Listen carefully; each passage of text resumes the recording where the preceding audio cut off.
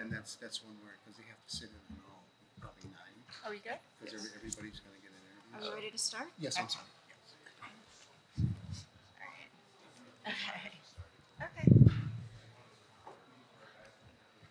Good morning, everyone. Did that work? Okay. All right. All right. Good morning, everyone. Welcome to the Public Safety in the Line of Fire panel. I'm Wendy Wu, your moderator for this very timely and certainly important panel discussion. I am a managing director at Nardello & Company. We have an office in Century City. We work with law firms and corporate clients to support complex investigations such as white-collar, internal and government investigations, as well as digital and cyber investigations, which is my area of focus. I was previously a federal prosecutor focusing on cyber intellectual property crimes at the U.S. Attorney's Office here in Los Angeles. I want to start by thanking our track sponsors, the Los Angeles Police Protective League and Clear Channel Outdoor, as well as our panel sponsor, Verizon. The biographies for each of the panelists are already in the journal, so I'm going to very briefly introduce them, and they'll have a bit of time to talk about their background, and then we'll have more time for your questions. So I'll start to my right is Lieutenant Craig Lawley. He's the director of the Los Angeles Police Protective League. And then next to him is Jonathan Hatami, Deputy District Attorney of the Office of the Los Angeles County District Attorney. And then H.P. Lee, Frontline Solutions Specialist, Public Safety and Health of Verizon Business Group. So we're all here this morning because public safety is top of mind for Californians and especially for people in and around the LA area. With what we're seeing in the news and in our own neighborhoods, we really, I think for the most part, are feeling less safe today than we did 10 years ago, and that does not seem to be changing, unfortunately. Day-to-day crimes such as catalytic converter theft and smash and grabs are affecting us and our neighbors at a higher rate than ever before, and people are wondering what the city of LA and what our local law enforcement are doing to address these problems. And related to that, how can we bridge the gap between the law enforcement and the communities they serve? So I'm going to start by asking each panelist to briefly talk about their background to get things started, and then I'll have a couple of questions for each of them, and then we'll open it up for questions from all of you. Okay? Me? Okay. Good afternoon, everybody. I'm Craig Lally. I'm president of the Los Angeles Police Protective League. A little bit about my background. I'm going on 42 years on the LA Police Department. I'm a lieutenant of police. I've been on the board for 12 years, president of the league for the last 9 years. Prior to being on the board, I spent 30 years in the field, working mostly patrol in divisions throughout the city. So that's a little bit of my background. Good afternoon, or good morning. My name is Jonathan Hatami. I'm a Deputy District Attorney. I work for the Los Angeles County District Attorney's Office. I've been a prosecutor in the District Attorney's Office for about 17 and a half years. Before that, I spent 3 years as a civil litigator. Before that, 1 year in the Court of Appeals. And before that, I spent 7 years active duty in the United States Army. In the DA's office, I've prosecuted thousands of cases, mostly cases involving child abuse, child sexual abuse, child physical abuse, many child murder cases. I've also handled elder abuse, hate crimes, domestic violence, many cases involving vulnerable victims. Also, as a prosecutor, we do handle a lot of cases involving businesses, things that have happened to businesses, and what's happened, here in Los Angeles, especially during the last 3 years. I think people need to realize that Los Angeles is the #1 city involving organized retail theft in the nation, the #1 city. And it's been that way for at least the last 3 years. And it affects, all the businesses here in Los Angeles. And what affects businesses also affects people. It affects many in the immigrant community who own businesses. My father's an immigrant, and a lot of their businesses are being affected as well. And so public safety affects everybody, but when it comes to the business community, it really affects all of you. And I think you also need to realize that property crimes and retail theft crimes have dramatically increased over the last 3 years. I know that violent crimes have taken a little bit of a dip this year, but property crimes and organized retail theft crimes have increased dramatically over the last 3 years. And they just went through the FBI statistics, and many states, property crime dropped, but not here in California. Good morning, everyone. My full name is Hong Fong Lengok, and I don't expect anybody to be able to pronounce it, spell it, or even find it. So, like all things in technology, I truncated it to an FLA, a four-letter acronym. So I go by HP Lee. HP stands for high performance, stands for highly profitable, or horsepower, take your pick. LE stands for limited edition, because my parents only had one of me. If you scramble the letters of my name, it spells help. Today, I'm going to help shed some light on perhaps leveraging additional technologies in the support of public safety. In preparation for this panel, I did a lot of reading online as well, and I was looking at the statistics in the greater LA area. And I noticed that there were a lot of discrepancies based on which website or which entity you pulled data from. So part of the discussion today will really boil down to the leveraging technology for public safety for the benefit of law enforcement, EMS, fire, et cetera. But also to take a look at what entities are out there tracking what information and for what purpose. Because I think that a lot of times when you watch the news, you'll see that they have a certain position that they're taking, and they want to drive that position home. And it may be relevant to you, or it may not be, depending on where you live. I live in Orange County. I drove up from Huntington Beach this morning. So a lot of the data that I was researching really didn't apply to me, but we have different crime stats where I'm from. And so I just wanted to kind of share my overall view. The comments I'm going to be making today are mine. The opinions are mine. Even though I represent Verizon, I'm not authorized to make any official comments on behalf of Verizon. If anybody wants to get an official quote from Verizon, please go to our website, click on the PR tab, and then get an official statement from the people who are authorized to make comments on behalf of Verizon. Thank you. Thank you all. So I'll start with Jonathan. You touched on this already, talking about some very general statistics, and I thought it was interesting that not surprising that property crimes have gone up. I was surprised to hear violent crimes have actually gone down a bit. So we are hearing that some experts have claimed that crime rates in general are down in LA, but obviously from what we're seeing and what we're hearing about, people are still feeling unsafe throughout the city. So what is the current state of crime in LA County or LA City, and from your position in the DA's office? So property crimes have dramatically increased over the last 3 years, and every year that they've gone up. Organized retail theft crimes have increased over the last 3 years. Auto burglaries have dramatically increased over the last 3 years.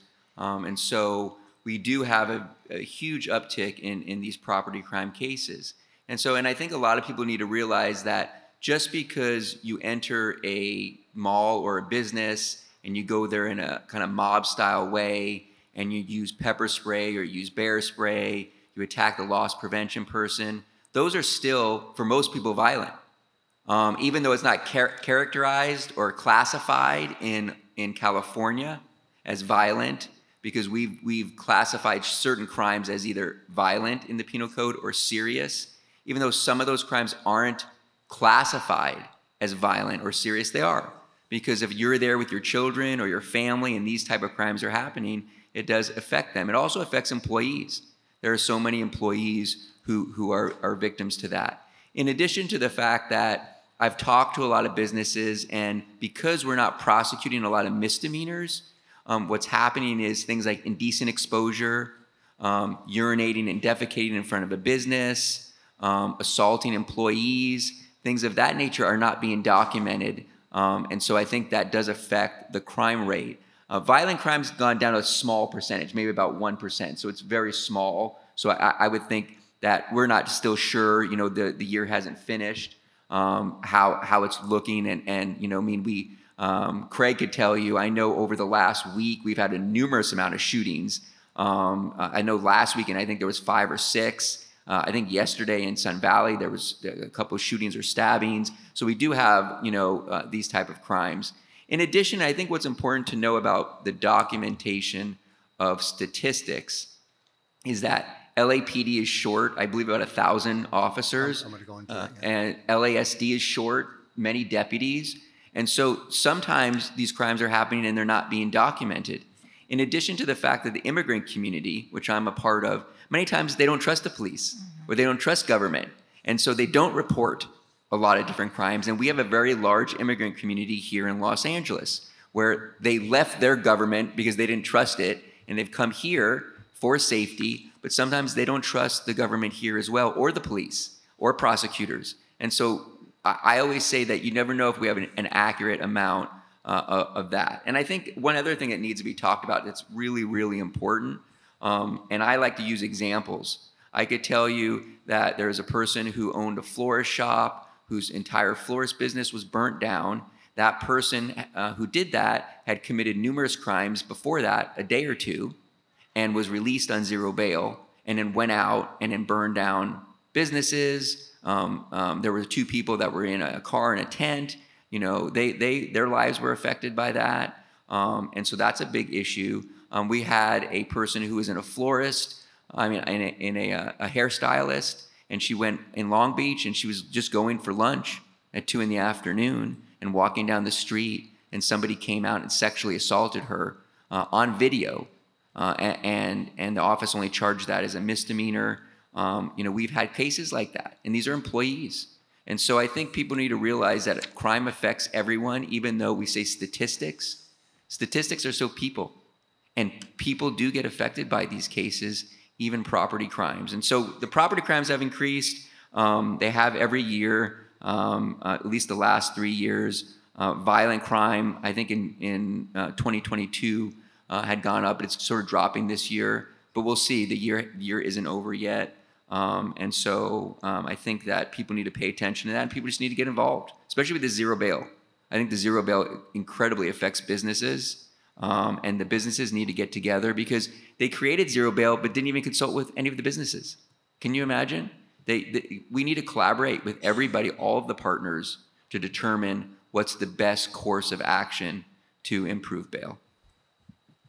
Thank you, Jonathan. I'd like to turn to Craig from within law enforcement.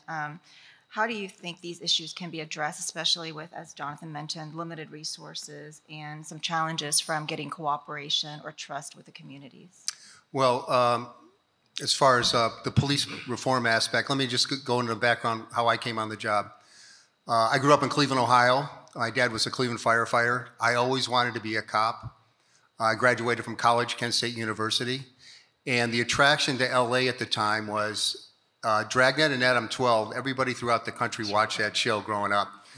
So because of that series, there was no shortage of applicants to come on LAPD.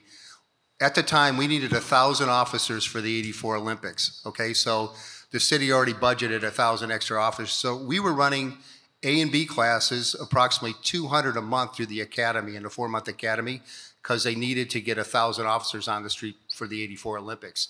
That was the attraction. Back then, everybody wanted to be an LA cop. We had cops from New York, Chicago, Cleveland, a lot of the bigger cities all wanted to join the LAPD. But what has happened over the years, and our department has changed. It was predominantly almost all white males back in '81.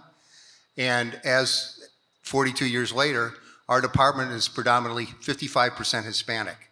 So there's a total change in the dynamics of who's actually LA police officers right now. But with that, we're right now, presently, we're at a crisis right now because we have 1,000 less officers on the street, like Jonathan said, 1,000 less than when Mayor Villalgosa was the mayor. Okay, we were at 10,038 when he was the mayor. We're down to right around 9,000. Okay, so because of the shortages, it's created havoc in the department because Cops that are driving around their black and whites, all they're doing is going from call to call to call to call. They really don't have any time to do any community relations. When we had an additional 1,000 officers on the streets, I worked Hollywood Division at the time, you could actually get out of your car and walk around the neighborhoods, whether it be Sunset Boulevard, Hollywood Boulevard, you can go into alleys and just meet people and talk to people off the radar because you weren't getting the calls that you have. Now, presently, it's just they go to call, and there's really no way to relate to the citizens because you're just too busy. So until we fix this, and the shortages are throughout the country. I just came back, I'm on the national NAPO board, which is a national police organization, which comprises about 300,000 police officers throughout the country. Everybody is going for the same applicant. We don't have enough qualified applicants that are applying to LAPD. Some of it because of all the nonsense we had to go through with defunding, abolish the police. So that kind of put us back. We also had the city council when they made a brilliant move. They took away, after George Floyd, they took away $150 million out of the police budget, and we were not allowed to hire for 1 year or promote anybody for 1 year. Well, the cause and effect of that is we lose approximately 500 officers a year due to retirement. So when you pull that back and you don't hire those replacements, 500 people are left. So now that's how we got to 1,000 behind, because to graduate from the academy takes months and months and months of training before you can actually get on the streets. So that has created a huge dilemma for us. So we're trying to do the best we can with the resources we have, like Jonathan says, but it's the worst I've ever seen in the 42 years that I've been out of the department. Morale's in the tank. Our biggest recruiter is police officers, okay? That's always been proven true. Police officers are going out, they don't want family members to be cops, they want them to be firefighters, So that's part of the problem, is our best recruiting tool is actual police officers, and it's so bad that they can't recommend the profession. And that's really sad, very, very sad. So I'll just leave it at that.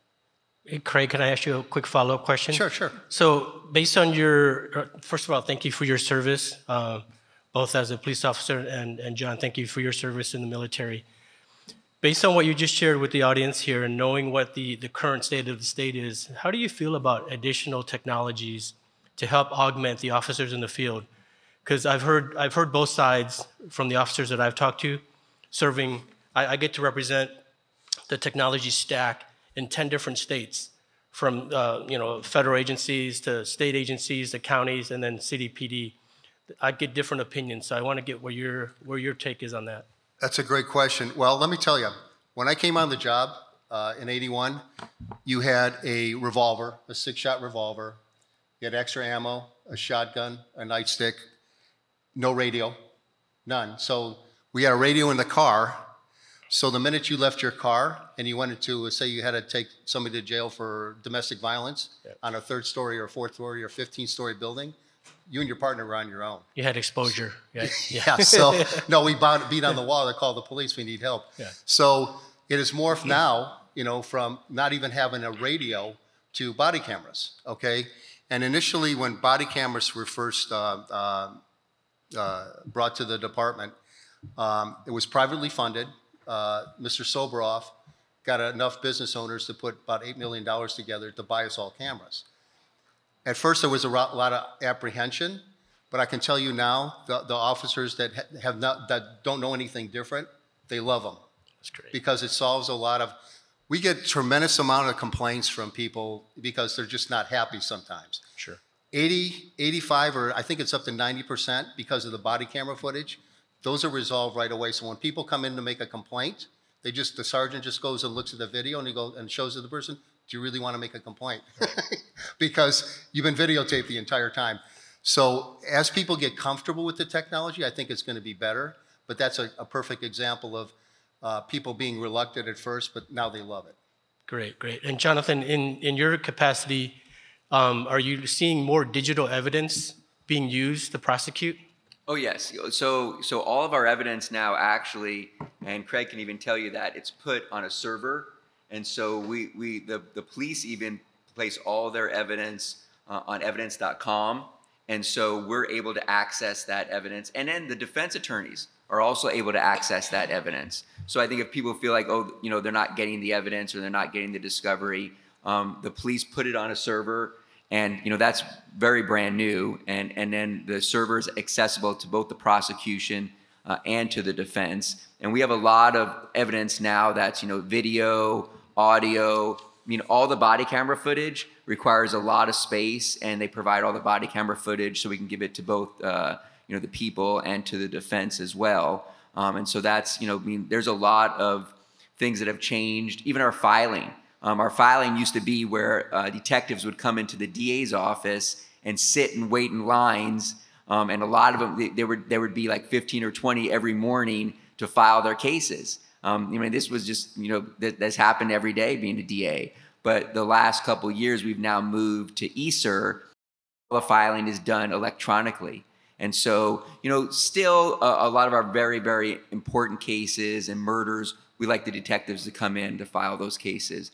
But the majority of our cases now are filed through ESER. And so they actually upload it on a system, and filing is done right there in the DA's office. It's done a lot quicker and a lot faster as well. So we've done a lot. There's a lot more automation now as far as that's concerned. I would say this, though, being a member of a union, my wife's also a detective in the sheriff's department. She's a member of a union. My dad was a teacher and in a union, and my mom was a nurse and in a union. I am for automation, but I'm always careful to make sure that we don't affect hardworking families that need to pay for their bills. And so we want to make sure that we don't affect workers, and so we're not losing those workers, because that's real important. So we need to balance automation to make sure that people keep their jobs and that they're valuable and they're needed. Because I can give you an example: court reporters.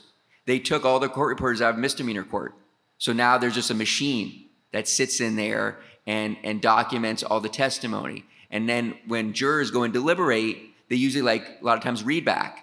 And read back means that the court reporter wrote down everything that was talked about. The jurors want some read back when they're deliberating, because if they can't remember something, if a case has gone on for a couple of weeks, well, there's no more of that. And to even get read back now has become very, very challenging.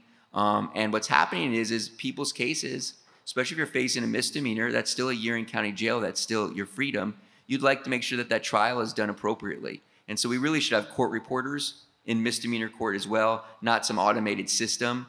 Because you're dealing with people. So I think automation is good. I do like it. I think it's definitely helped us, but we have to have a balance of automation with making sure that we still have people, because criminal law is a people business. You're dealing with people's freedoms. And so it's very important to make sure that we have people in that business. That's great to hear that you're using that. Are you guys leveraging crowdsourced video to either corroborate or exonerate either the affected individuals? We are. So video has become huge. Obviously, everybody wants video. Everybody wants to see video. And jurors almost all the time, they're like, "Where's the video?" And so, but I could tell you, and Craig could tell you, there's a lot of cases that there isn't video. And we did prosecute cases for hundreds of years without video. So that's why we have witnesses. But many times now, there's video. I can tell you in Beverly Hills, the Beverly Hills Police Department, that does have quite a lot of funding, they have video throughout the entire city. They have in their station, it looks like a movie theater. They have drones that go up in the air and monitor the whole entire Beverly Hills. They have video throughout the entire city. Any police officer that goes to a location, they could see it right on their TV, right in the station, and they know exactly what's going on. I wish all the stations had that, because it does protect the police officers, and it protects the community as well. Because sometimes somebody can call in and the call is actually not accurate, and you can look right at the video and see that. So Beverly Hills is incredibly automated. It's a benefit to the entire community there, but it's all very, very expensive. I went in Beverly Hills. I have a case there, and I know a lot of the detectives there, and their station's really top notch. But they balance that, and it helps the community. And it also helps the police officers. If something bad's happening, they could see it right away. And so, yeah, video has become incredibly important. I can tell you all my cases, the jurors want that. They want to see video. And then we have, body camera for every single case now. And so you're dealing with hundreds of hours of body camera footage and what goes on with that. And then that's also an issue too. I can tell everybody, I know these are sort of inside things, but a lot of times video makes everything better. But there's some people that don't want to let the police look at the video before they even file a report.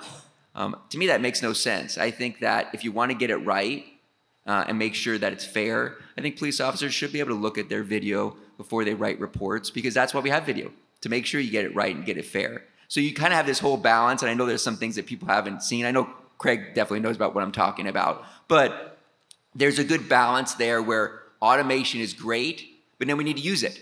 We need to actually use it, and then we need to balance it with people and make sure we're not taking people's jobs away, because I could tell you many people rely on their jobs, and we don't want to have automation where it ends up you don't have a job anymore. You can't support your family, or you can't support your children. HP, can you talk about some of the newer and emerging technology and how that could enhance public safety in Los Angeles?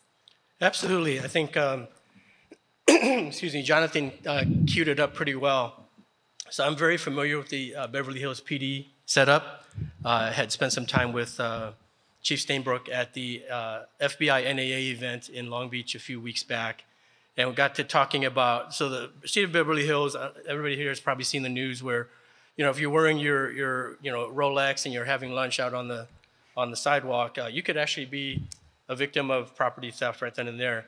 And if you want to fight for your watch, you might get punched in the face, you might get kicked, you might get shot, you might get beaten. And so that elevates from a property crime into an aggravated assault and even murder if it goes further. And so Beverly Hills had this image issue where they had to go out and leverage additional technologies. They've done, I think, one of the best, in my opinion, smart communities implementations of public safety. They leverage Flock for their license plate recognition. So license plates just tell the police department, the people who care, who's coming in and out of the city and when and how long they're staying. Then they went out and contracted somebody to go ahead and fly drones proactively throughout the city to monitor vehicles that might be driving around, casing certain businesses or certain homes. And then they radio the respective officers in that region, push that video out to that car, like Jonathan was saying, and share that information in real time to help reduce crime. They also leverage a really cool tool that I like called Live 911. So when you call, excuse me, when you call 911, operator goes, what's your emergency, right? And if you're calling from a landline, your address pops up. If you're calling from a cell phone, you may have to give your information depending on which carrier you're with. But in the instance where you're calling and the address pops up, that information could be relayed to the drone operators to move the drone in that direction so that they provide the responding officers 2, 3, maybe 4 minutes of what we call advanced situational awareness. That advanced situational awareness allows the responding officers to determine if they're going into a firefight when they're outgunned. If you just have a sidearm and they've got ARs, you might want to stay at the perimeter and wait for SWAT or HRT to show up. And those are some of the things that I'm fascinated about, how technology, if leveraged and used correctly, could benefit public safety. Now, obviously, there are abuses that could take place as well, right? Somebody's girlfriend's cheating on the sergeant that's in the CAD 911 facility. They can use that same tool, right, to illegally monitor private citizens. And that boils down to trust, right? Who do you trust to be your leader in public safety, in the city, in positions of authority, in the positions of power? Who do you trust in your community with respect to the businesses that you do business with? And then obviously the parents in your community as well. So I look at the technology stack as something that is a layered approach. Because on the one hand, you've got these very low-level technologies that can help you save a life, right? We all know those. In the middle is this aggregation of data. Right? We've got a lot of data. They'd be visual, latitude, longitude. Other tools out there can help determine if the crime is isolated to one location, or in case of that shooting in Maine, multiple locations. The funny thing is I saw technology from Maine that said, digital signage that said shelter in place. And that told the community that there's a situation where public safety officials want you, each and every one of you, to shelter in place for your benefit. I was at City Hall on Tuesday for the Smart City Showcase, and somebody put a package in front of City Hall. I can't corroborate this. Somebody help me verify if this is correct. But there was a note on there that said, free Palestine. Don't know if that was true or not. That's what I heard. So obviously there's political there. But the police, LAPD, shut down some streets and had to clear the package before they would allow us to set up for the Smart City Showcase. That, in my opinion, that would have been a perfect situation for technology like what you're seeing here. This is an unmanned asset. Yeah, it costs money, but would you rather put this person in the line of fire, or would you rather put an officer, a SWAT officer, right, a patrol person? You could literally have this thing with the right attachments, go into that bag or that box, just pick it up, and have a weight sensor on that arm. And if the package weighed 1.5 pounds, it would be safe to say that there's no explosive materials in there. Not definitive, but at least that's a first step in the right direction. You put the right sensor on this unmanned asset, and it could detect hazardous materials, explosive materials, other materials that you do not want your officers exposed to. And you combine those two pieces of information, and you can render that package neutral, right? And so from a technology perspective, I hope that the future of policing and the future of public safety is to leverage more unmanned assets, whether they be aerial, robotics like this, or something in between. So I was told that when we bought this, we bought the 3-year maintenance package on it. It was $235,000. We have 5 of these in our fleet. The competitor to this Ghost Robotics apparatus is the Boston Dynamics, which is about $90,000. Now keep in mind, both of these unmanned assets, you can man, or you can add payload to them, right? You can put 3D sensors, LiDAR sensors, thermal sensors, any type of camera, air quality sensors, and obviously for some applications, you can put a battering ram on there, and this will help PD breach and then hand the phone to the other person to negotiate if it's a hostage situation. Or you can put other things on here that allow you to be able to say, program this thing to walk the perimeter, right? How does that help public safety? You tell me. I have a follow-up for Craig then. How much of this new technology that we're talking about is available to the LAPD? And for full disclosure, I have a close family member who's a longtime police detective. So anything that makes their jobs safer and more efficient and make sure they come home at night and the public stays safe, I'm all in favor of. Yeah, we have the same apparatus on a test drive basis. I know they do a lot of this in New York. I don't know if you're familiar with the cameras that are in New York. New York City's got hundreds and hundreds of thousands of cameras throughout the city because they made it a priority after 9/11.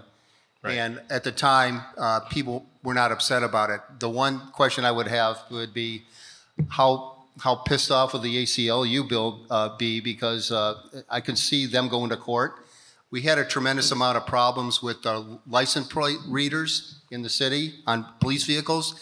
And basically, your police vehicle could drive down the street and pass cars at a millisecond and get everybody's license plate, read everybody's license plate, and they can figure out if it was stolen, whose is registered. Sure. And we had one hell of a fight in court. To me, that was simple technology, looking at it now, because that's probably dated 10 years ago. So we had to go to court to have the ability to even use those. So we spent all this money, and then the ACLU jumps on board on a lawsuit, and then it's tied up in court for several years. That's one problem. I'm sure the city, but it's at what cost, number one. Sure. And number two is you can't compare Beverly Hills, which is about 4 square miles, to the city of Los Angeles, which is 500 square miles. And so you got to do like 10 or 12 or 20 times more, like you mentioned, drones. I know we're in the process right now of looking at drones in the city of Los Angeles, but it'd have to be on a scale that's huge because of the mileage alone. So I'm all in on technology if it could help officers. I would love to have a drone arrive at a call. When you say you get a domestic violence call and there's information that the person is armed, you know, or whatever the situation is, I would love to get a drone there first to kind of, was he in the house? Is he coming outside? Has he got a gun in his hand? I would love that additional information before I stepped out of my car, because every situation, you don't know what you're going into. Absolutely. So it's a great tool. I wish we had it right now, but like I said, the cost might not be cost effective right now. Sure, sure. Craig, I appreciate those questions. I think the ACLU question is dependent upon a lot of things, right? There's police reform is big right now, right? And I think part of the police reform, you know, it has been an ongoing concern, but you know, Floyd, the Floyd situation really exacerbated that discussion and put it front and center, not just in America, but throughout the world, right? Other countries were protesting because of that as well. And I believe that when the right leadership is in place and the community trusts that leadership, that they'll be willing to work with them to be able to bring in additional tools. Every time you turn on the news and you see a hit and run or some situation where a law was broken and they're appealing to the public for help, or they're appealing to some third party for some additional video footage to help them move their investigation forward, I would say put video cameras up everywhere and allow the citizens within certain communities, certain blocks, whatever, to either turn that on or turn that off based on the policies that they can buy into. The other thing I would say is allow them to have access to that video as well, because part of the trust is that they don't know who's in control of that video, who's in control of that asset or that platform. If they had equal access to it as well and can contribute to how it's being deployed, I would say a lot of the ACLU stuff, my hope would be that it would diminish and that reasonable minds would allow that to happen. In terms of the cost, we know that a lot of litigation occurs within the city and the county and probably throughout all of the US. Something happens, somebody does something wrong, somebody does something that was outside of protocol, outside of policy, and it's a multi-million-dollar lawsuit for the city, for the county. And so you take a look at that exposure on the financial side and you say, if we had this implemented this way with buy-in from these community leaders, how might that impact or lower the exposure, the culpability with respect to all of the lawsuits that are out there? I would say that it requires a conversation where I think everybody who's reasonable comes to the table. If people are unreasonable, and we know there are unreasonable leaders out there, right?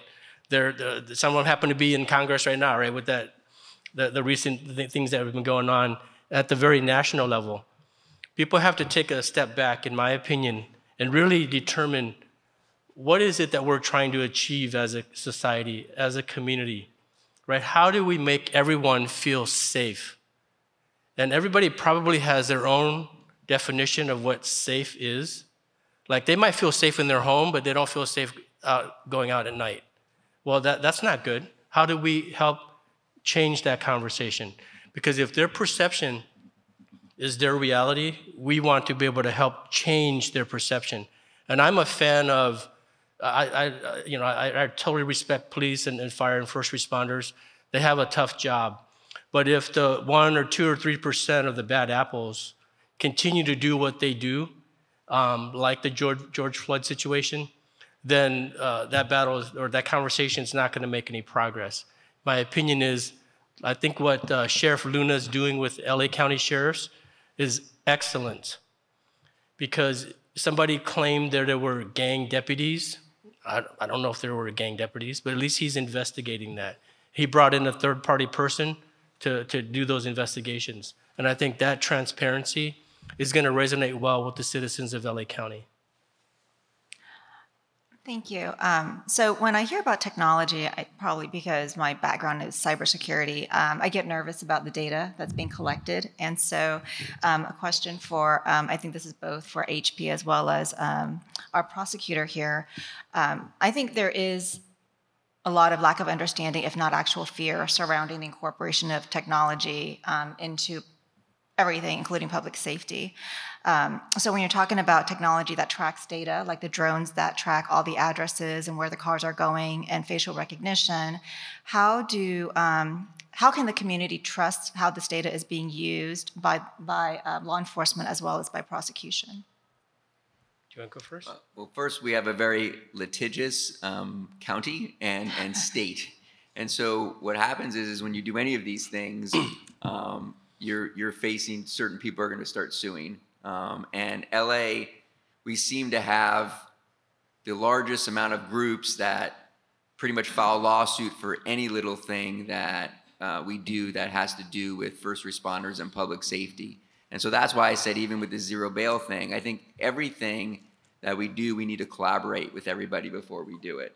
And so you need to collaborate with people in the community, with people who are for it and people who are against it, before you start implementing these type of things. So I think that's one important thing.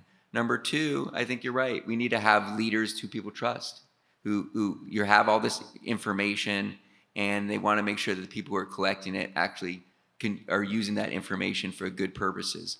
I can tell you as far as Beverly Hills go, the drone situation is beneficial to everybody.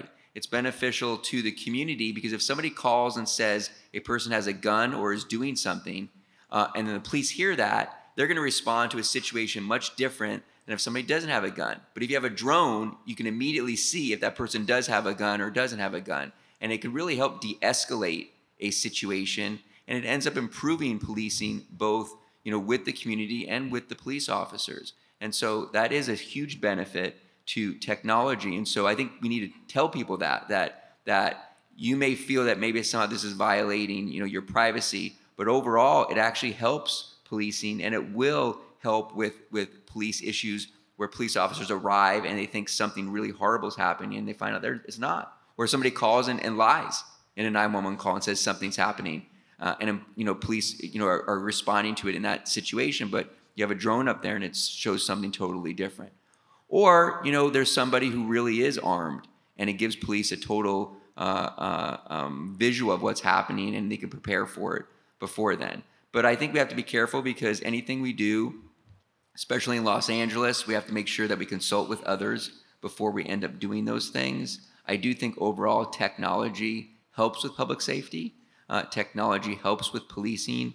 Technology helps with prosecution. It benefits all. The evidence.com situation is great because it's one server and it's available both to the prosecution and to the defense. So it really, then the defense doesn't have to rely on the prosecutor. They could just get all the information that we get as well, which I think is a good thing because sometimes, defense attorneys don't trust prosecutors. And so now you have a system where they can get that information the same way that the prosecutor gets them. And that's good. But I think if we go into these things with reasonable and rational leaders who explain to the community the pros and the cons, I think then you can get some of these things done. But they need to be done slowly, and they need to be done with the collaboration of everybody. So everybody at least feels like they have a say or a part in it. Yeah, no, I appreciate that. Thank you, Jonathan. So the data that you're referring to could be classified as either anonymized or clear, right? If you're carrying one of these, you're being tracked anyway in a very anonymized way. In order for us to identify that it's you or that someone in your family, it's going to require a subpoena, right, from a qualified individual or agency. In terms of the data itself, it's either structured or unstructured. So data that is structured is latitude, longitude, date, timestamp, stuff like that. Very hard to fake. Can be done, but very hard to fake. That's structured data. Unstructured data, PDFs, emails, photographs, very easy to manipulate. I think any third grader with a decent Photoshop can go in there and manipulate things. In terms of the data itself, who is the custodian of that data, once again, boils down to who do the citizens trust. My fear is that moving forward, AI, generative AI, is going to fall into the wrong hands, and they're going to take all of this information, and they're going to make good people look bad, and bad people look good, right? Whether it be through videos, voice, other things out there. They can generate evidence, digital evidence, prosecutable digital evidence out of nothing, leveraging generative AI, right? And so, to your point, I was on a panel a while back for ethical AI. Well, the question is not the AI part, but the ethical part. Whose ethics are you applying? Because everybody who gets in front of a microphone or stands up there and when the camera's on them believes they're telling the truth. But ultimately, whose truth are they telling? Right? Because if they were brought up a certain way, if they were educated a certain way, they're going to speak their truth. But there might be a huge part of the population out there who do not buy into the facts that ultimately led this individual to make those statements. And so we have to be careful from a data perspective, right? Who do we trust? Like in my family, I jokingly told my kids, I said, if you see a video or an audio or anything from me, somebody claiming to be me, just say, hey, we have a safe word I set up with my kids. If whoever is contacting on my behalf, voicemail, video, whatever, they don't know the safe word, disregard. And I've done that with my kids because I know where the deep fakes are headed, and it's going to be a doozy. Okay, I want to shift gears a bit here and switch to mental health, which I think it's something we're also concerned about because it leads to many of our issues, homelessness, crime. And so coming back to Craig, so mental health and substance abuse, obviously they impact public safety. And so again, we all hear about the limited resources. How is that being addressed by law enforcement? Well, yeah, it's been an issue, especially now. Back when I came on the job, drugs like PCP, rock cocaine were very prevalent back then. When you arrested people that were under the influence of narcotics, like what I just stated, we kind of forced them to go into drug treatment. You could be arrested, say, under the influence of heroin back in the day. You got a pass for 2 times, okay? If you didn't get into drug rehab and try to help yourself, you went to county jail for a year, okay? The reason being is most people, especially in the Valley, they were stealing car stereos in the day when that was a big deal. It was not unusual to go to a drug house, whether it be cocaine or PCP, and find 500 or 600 car stereos in a corner of an apartment building. It wasn't unusual to see that. So they were trading stolen items for drugs. And that created havoc in the Valley back in the day because residential burglaries were off the charts in the late 80s, early 90s, where people, they went to work, get a paycheck, and they come home and everything's gone. Mostly jewelry, money, TVs. And so why are you going to work? If you leave your house, you can get, they steal you blind. So there was a hammer back then. So it forced people to help themselves. Now, with no bail, we pretty much don't arrest people anymore and get any serious time. And I know Jonathan could talk about this. You have career criminals out there that have to steal to get their habit, okay?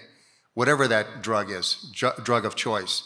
And without the hammer out there to actually try to help these people to do something with their lives, they're just going to continue to do what they do until they probably overdose, okay?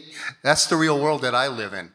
And that's what's important about the DA's office or the city attorney's office. They had hammers back then. If you, at a certain point, if you didn't fix yourself, the county fixed it for you. You went to jail for a year.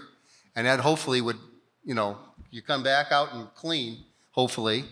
But we don't have that anymore, so it's very difficult now to actually help with that problem because there's no accountability.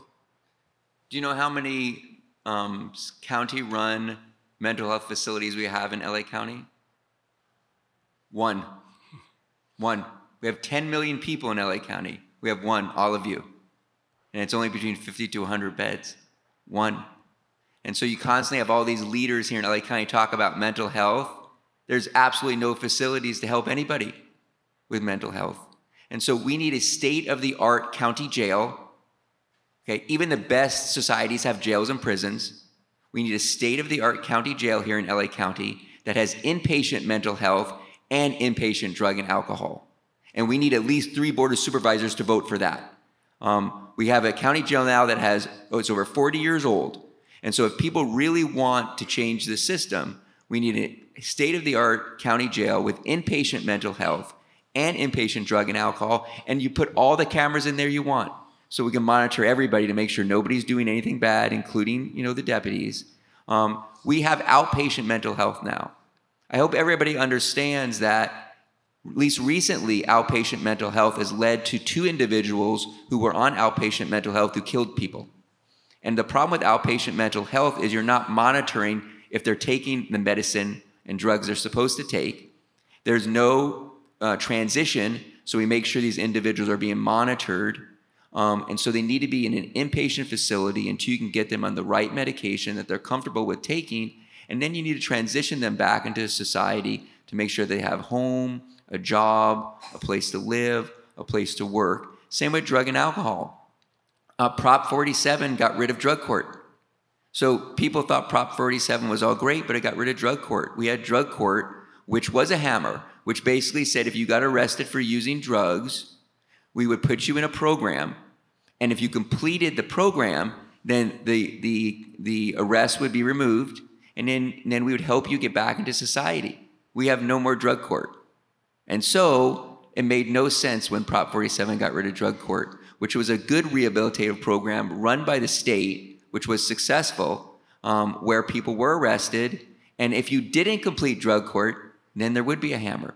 You would have to go to county jail. So there would be, you're responsible for your actions, and we try to rehabilitate you, but if you don't want to be rehabilitated, then something needs to happen.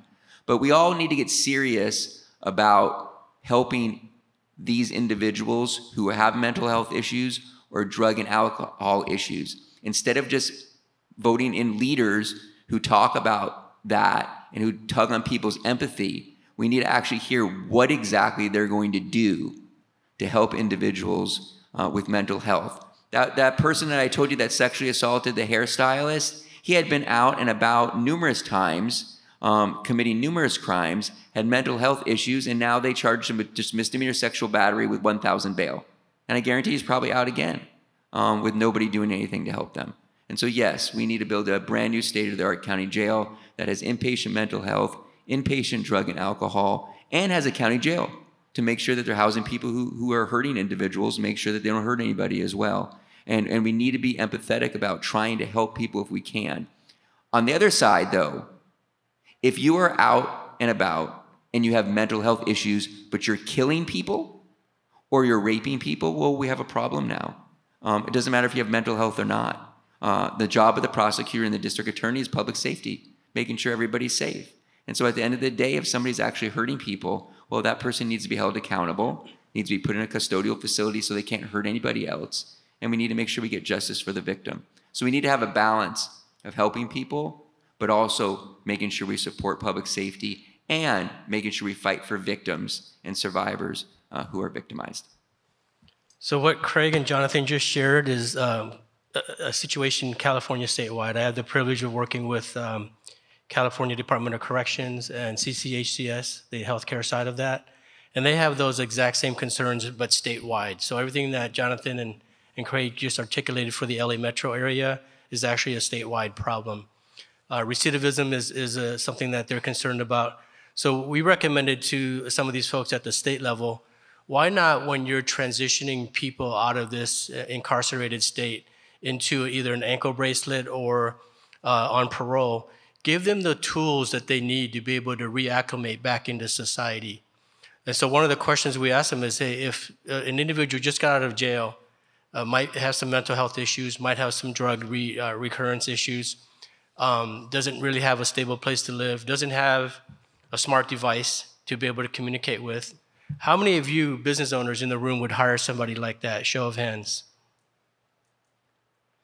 So when I asked this at the probation meeting that I was at, a lot of folks in the room said that's exactly the problem. We talk about trying to acclimate people back into society. What we don't realize is that a lot of society has already shunned these individuals. 20, 30, 40, 50,000 people get out of jail. They want to go to work. They want to reacclimate back into society. But very few people will hire them. And those that do hire them probably mistreat them as well. And so it is a bigger problem than just what Jonathan articulated. And one of the solutions that we'd like to bring to the table, or at least I proposed to them, was take a look at soup to nuts. What is it that we're providing these individuals to be able to communicate, to be able to go online and apply for applications, to be able to go online and get job retraining in an area that they might be qualified for. And so they're at least considering some of those. Thank you. So now we have about 15 more minutes left, and I want to open it up for questions now that we've informed or scared or upset you. Yes? A couple questions, couple comments. The last comment about individuals with a record, I will tell you this for my business, in the construction industry, there is a drive to bring in individuals with a record, try to rehab them, put them on a job that pays really well. Sure. So there is some drive. Right. To the point, Jonathan, I lived in San Francisco for 32 years. So the dilemma that you handle, I lived it every day. And I will tell you, I clashed with him publicly on a national TV in April 2009. So I know what I'm dealing with. But what I am seeing here in LA, and actually it's not just necessarily LA, San Francisco, Alameda County, LA County, it's exactly the same phenomenon. And without addressing the issue collectively and figuring out why are they allowing these individuals to be in control and drive us to the abyss as they have done, just solving it in LA County by itself is not going to solve the problem. The other thing I can share with you, and this is probably off the wall, I have no reason in my mind to tell you this, that the usage of drug and the increased usage of drug trade in California, it is being protected. People are making a lot of money, a lot of donations coming in, and that is the best avenue to get money more into the practice, frankly.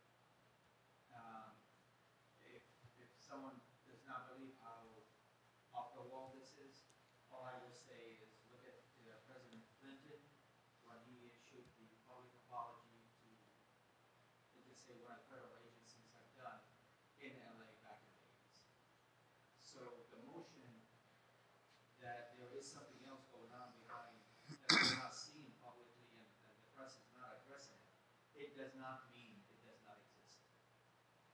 And all of you, all of us, I think we need to get to the point where we address it collectively as a policy, and that goes with the voters, that goes with the people that are coming in and putting their hats to be elected.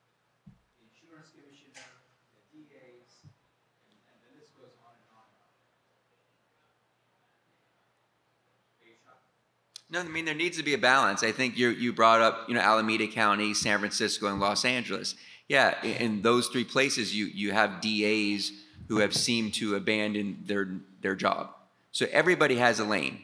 And it doesn't mean that we don't care about people. Doesn't mean that we don't want to help people. When I was a teenager, I got in trouble.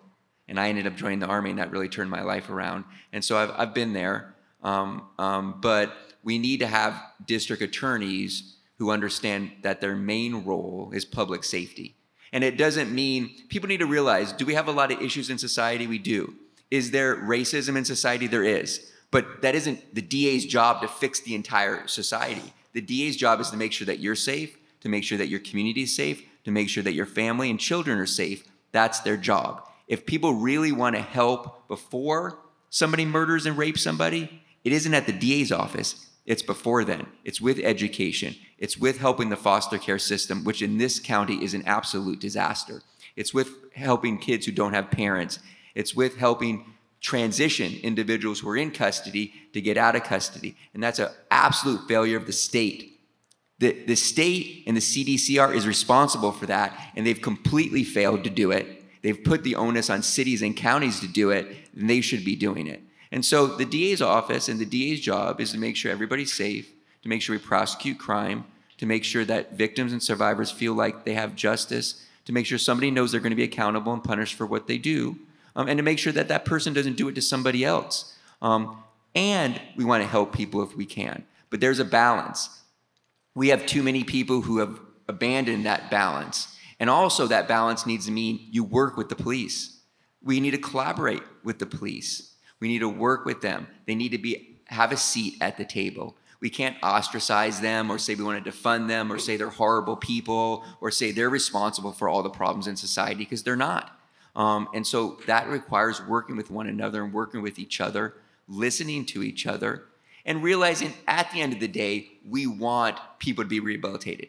Everybody does. I hope people understand that we want people who go into custody to come out and be better and be able to be productive members of society. But it also requires those people to want to do it as well. And that's the problem with drugs. I mean, the fentanyl situation is really bad. There are teenagers that are dying every day. And so when I talk about prosecuting fentanyl dealers, you have other people say, oh, we can't go back to the war on drugs. Well, this is a war on people. Children are dying. And so I'm all for prosecuting drug dealers while helping people who have drug issues.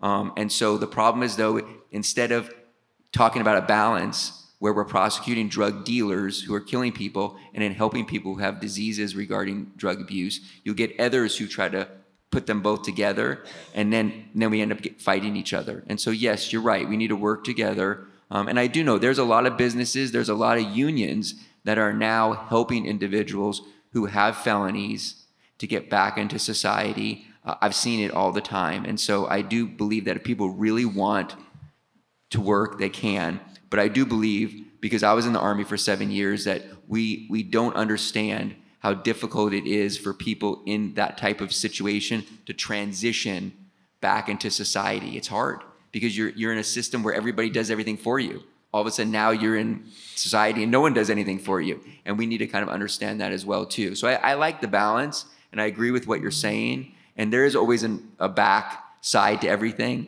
You never know everything that's going on behind the curtain. And so you got to try to figure that out as well. And I think that's always a challenge too. But if you get more good people in leadership position and in politics that actually care, I think that's definitely a step in the right direction. And you get more people who actually prioritize public safety, because the government's #1 role, both nationally and locally, is to make sure everybody's safe. And if they're failing to do that, then we need to do something about it.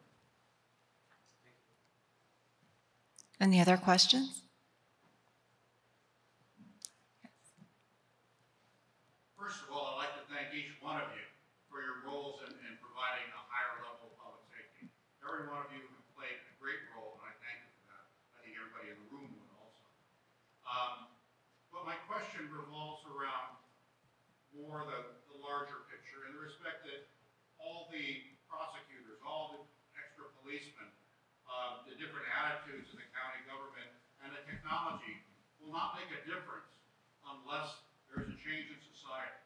When people like myself, part of the public, who feel less safe, and that was a great point you brought up, feeling less safe. Perception is everything. And they see things happening, whether it's retail smash and grab, or whether it's other people going out there on mental illness, and what can you do about it? We feel helpless. And it comes down to the very top, where you have the legislators basically coming in with laws and points where, hey, there's no cash bail. They'll be out on the street in an hour. There's no penalty for taking something under $950 in value. And that's where we feel as a public. We feel helpless. And I think it's sad that under the public safety forum, we don't have somebody who's an elected official. But how would you go about, in your roles, advocating for changes in the legislative process? Vote in better people. I mean, here's the thing. What you said is right on. I will tell you this. People in charge want to divide all of you.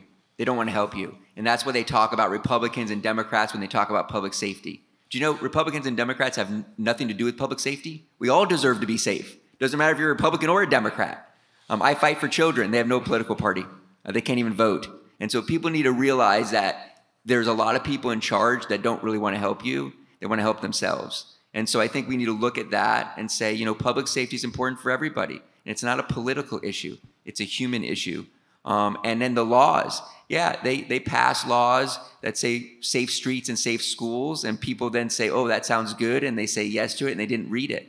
And it didn't provide safe schools or safe streets. And I think that's another thing we need to help each other. I think businesses need to rally around each other and be a voice, because I think a lot of these businesses are being victimized, and you have a lot of leaders who don't think businesses can be victims, and they can. You know, we have many people in the immigrant community who own businesses who are leaving. We have many business owners who are leaving. And so I think that's important too. You know why there's no elected leaders here? Because they're always afraid to go to places where people may disagree. And isn't that sad? True leaders should go everywhere, and they should actually confront people who disagree with them. That's okay. And if you're a good leader, you stand up for what you believe in. We may disagree, but at least you're courageous enough to face people who don't agree with you. And you could talk about it. I think those are important things. And so I think everything you're saying is right on. I think a lot of people blame the police starting in 2020, and it really impacted them. I could tell you, my wife is a 16-year veteran of the police department. She's working patrol this morning, and she's a detective because the sheriff's department is short-staffed. People flip her off every day, and she's just doing her job. And so we need to understand the mental health of police has also really been affected. And so when they say, I can't do this, I can't do that, we really bashed them for 2 or 3 years. And it really impacted them. And now it's impacting public safety of everybody. And so I think people need to look at that too. And it doesn't mean that police don't do bad stuff. They do. We're humans. We all have good people in our positions and bad people. But I think we need to step back and say there's a lot of problems in society, but it's just not one person's fault. I think it's all of us collectively need to get together and try to make some changes and try to make our society better. And I hope they do that. And I hope we get away from politics when it comes to discussing public safety. Because I don't know any police officers who care about people's political viewpoints either. They just run out there and try to help people. And so I hope but I think that's the biggest issue that I've seen, at least in what I've been doing recently, is people make everything very political, and then everybody starts fighting one another regarding politics, instead of really talking about the issues, which is we all want to be safe, we all want to feel safe. You should always be able to wear a watch, or wear jewelry, or walk your dog, or go to the beach, or go to the supermarket, or go to the mall, or drive a nice car, or do all those things in Los Angeles and feel safe that you could do them. And really right now, people don't. Isn't that sad? The greatest county on the planet. And people feel they always are looking behind their back. They don't want to go jogging. They're afraid to wear their ear things because they're not going to hear something and someone's going to jump up behind them. They can't walk to lunch. Isn't that sad that we have a society that we're living like that? And that should tell people, vote these people out that are in charge, because they're just not doing their job. And vote in some people that actually you believe in. Thank you, Jonathan. I am. Yeah.